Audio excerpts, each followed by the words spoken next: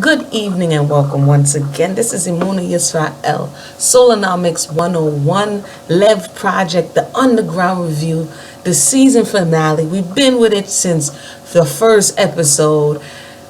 And all I gotta do right now, I gotta breathe this out. Because we started off, and hopefully we still are looking at this in light of the LEV Project, in light of reading the narratives. We know that right now they're compiling the history that they have researched. This is a compilation of different events that they spun into this narrative of the underground. So there are some real, like at the very end, like I just saw the very end, hi, my name is Harriet. Supposedly that's supposed to be Harriet Tubman. We see Rosalie's character not content. I think I'm gonna work my way backwards, right? So we see Rosalie's character after the adrenaline rush, after the thought, she said something very interesting. We're not free till we're all free. And that was the scene when she was with Noah. And she has gotten to a safe ground, but she doesn't feel it. Everybody's behind her, and she kind of wants to go back and bring them into this freedom. So this is what's happening in this scene that is on right now. They had a whole elaborate plan. They went back into the jail. The European abolitionists is working with them. They opened up the jails, and the guy that committed adultery with the European abolitionist wife, they end up putting everything on him, and then at the end, the husband takes him out. They had him locked down in the basement, and the husband takes him out. And so we see that in this institution, or the peculiar institution, as they like to call it, of slavery, there's so many different dynamics.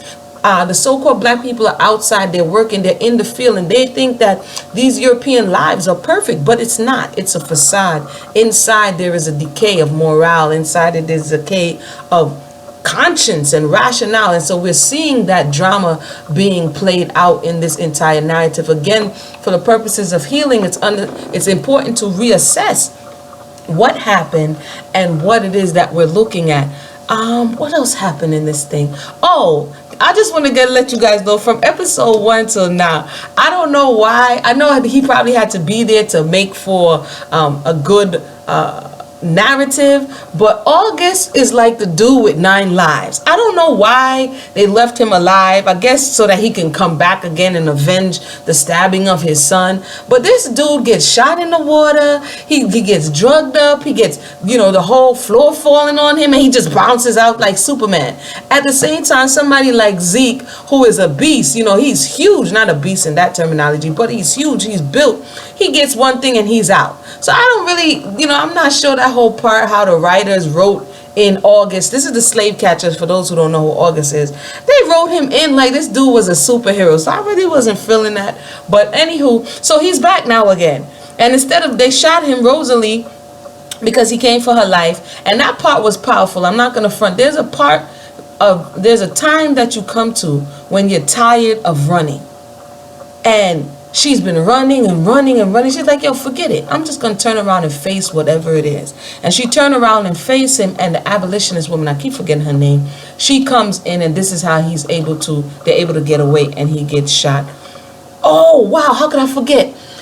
They sneaked it in on me. I didn't even perceive that they was going to go like that, because I was a little upset with the slave master pushing up on Steen after he killed her son.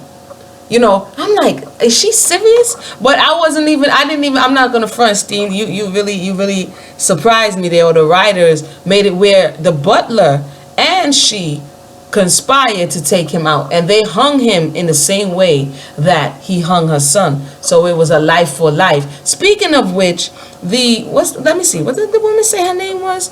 The woman, I guess she's the marshal, or she is somebody in the town, and she said about, telling the European August that, you can do a whole lot of things in this slave catching game, but one of the things you can't do is kill white people. And I'm like, look at the double standard. Listen to the thought process. You can treat everybody else as less than, but one thing that you can't do.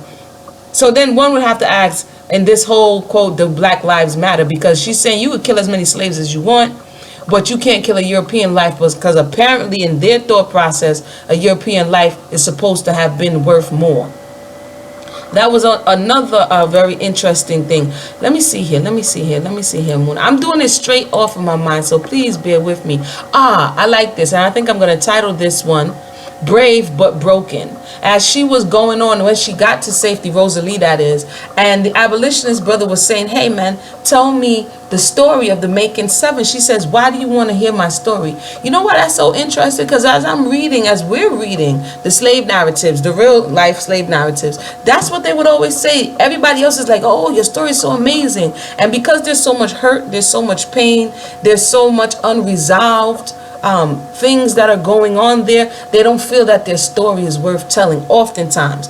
And he turns around and says to her, if we don't remember our story, who will? And that is the tagline. You know, also, lest we forget is another tagline, or lest we forget is a tagline that's out there, so Amuna is not trying to steal the tagline. But that encapsulates why I'm doing this LEV project right now, 5 months strong, why we are coming together, why I was inspired. Because if we don't remember our story, who will? I'm going to take a breath on that. So she described Noah as brave but broken. Oh wait, before I go there, Cato just pops up.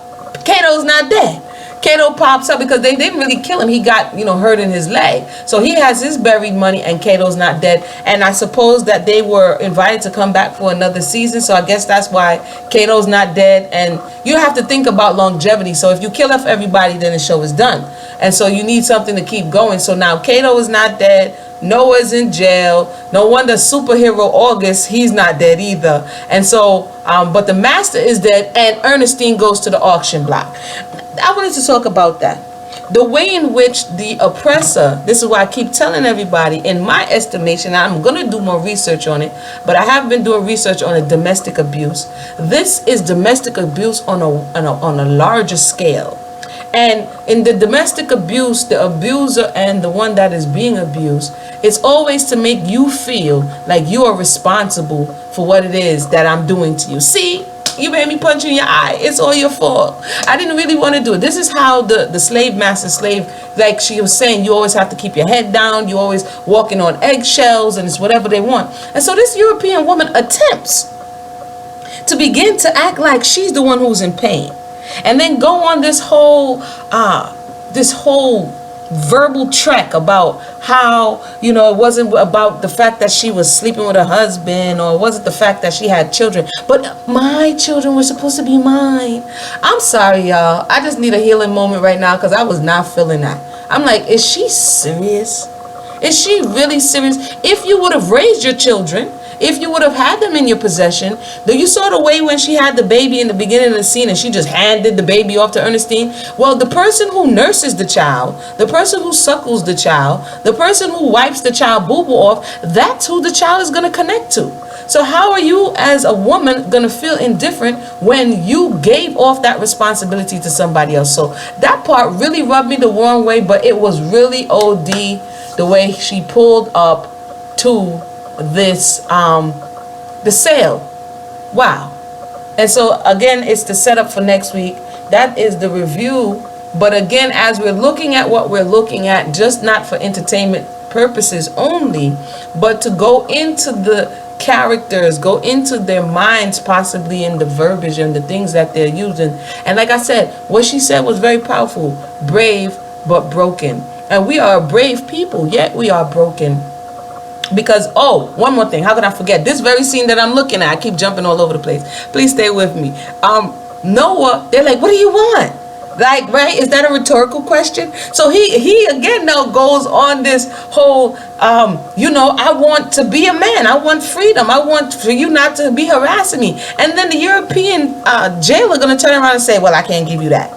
But how is it that you're going to say you can't give it to him when you're the same one who's setting up your laws and setting up your systems to take it away? I found that interesting. You can't restore it, but you could take it away. You can make these laws. You can do the things that you're doing. You can oppress a people continually, even to this day. It just has changed forms. You can do all of what you're doing, but when someone says, hey, we need you to correct that, see, I can't really help you. And that is the conversation around reparations. I think it's HR 40.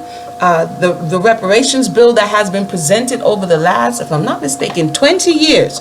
It has been presented 10 times and gone nowhere. And this is also one of the motivating factors of the LEV project for me, because when I read that story, I'm like, wow.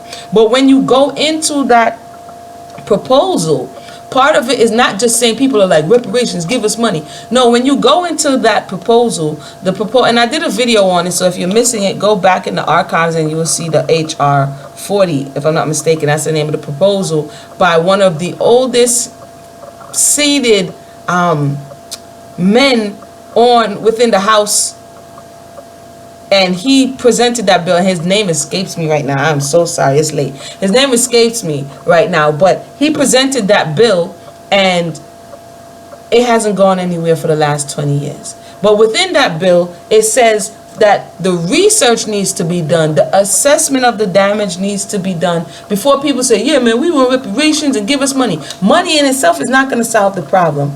Understanding the nature of the injury and understanding how we are still sustaining this injury in different forms is what's going to help us to begin to repair. So if we're looking for reparations, we have to start within ourselves to repair the damage that we can. Of course, there is an external issue that's going on, but there also is an internal. No one else can do the internal for us but us. So with that, I want to say thank everybody for tuning in. Sorry if I was jumping all over the place in this review. I just finished watching the late version, and so it's late where I am. And I just had so many thoughts. So once again, this is Amuna Yisrael. Thank everybody. I'll look for your comments in the comment section. And continue to be the change that you want to see in the world. The LEV project will continue to go on. We've just finished 30 years a slave from bondage to freedom. I believe that was Monday. This Monday we just finished it. And so we're going to start. I don't have the next title yet. So just stay tuned and you'll get the next title and we could continue this conversation. Until next time. One.